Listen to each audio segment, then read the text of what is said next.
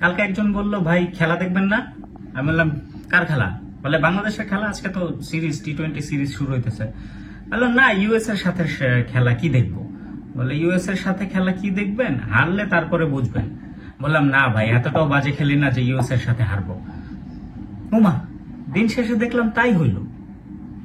বুঝতে পারলাম না ব্যাপারটা কি হলো।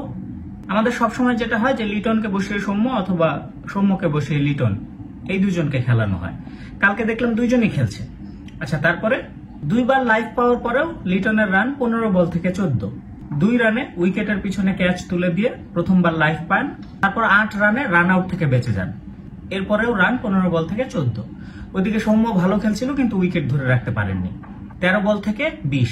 আর পাওয়ার প্লেতে দুইজন ওপেনার হারিয়ে বাংলাদেশের রান মাত্র 37। এরপর আসেন ক্যাপ্টেন, 11 বল থেকে 3 রান। সাকিবও তেমন কিছু করতে পারেননি, 12 বল থেকে 6 রান। শেষমেশ তৌহিদ হৃদয় এবং মাহমুদুল্লাহর ব্যাটে ভরসা এবং মান-ইজ্জত বাঁচে। 65 রানের জুটিতে মাহমুদুল্লাহ 22 বলে 2-4-1 ছক্কায় 31 রান।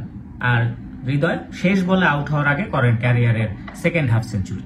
বাংলাদেশের রান 20 ওভার থেকে 153, 54 টার্গেট। তারপরেও আশা ছিল যুক্তরাষ্ট্র বোধহয় 150 রানও করতে পারবে না। বাংলাদেশের বোলিং লাইন তো ভালোই, হ্যাঁ, আমাদেরকে হারায় দিবে, এটা তো এত সহজ হওয়ার কথা না।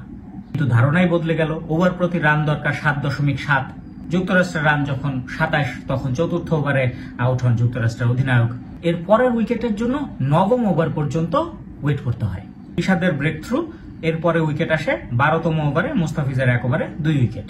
তারপর 15তম ওভারে শরীফুলের বলে আউট নীতিশ কুমার। 5 উইকেট গেল, এখনো অনেক রান দরকার, জিতে তো যাবই। ওমা, তারপরে আর কোনো উইকেটই পড়লো না। 5 উইকেটে ইউএসএ জিতে গেল আমাদের সাথে 3 বল বাকি থাকতেই। কেমনে সম্ভব? কি খেললাম? নাকি ভুল দেখলাম? বিশ্বাসই হয় না।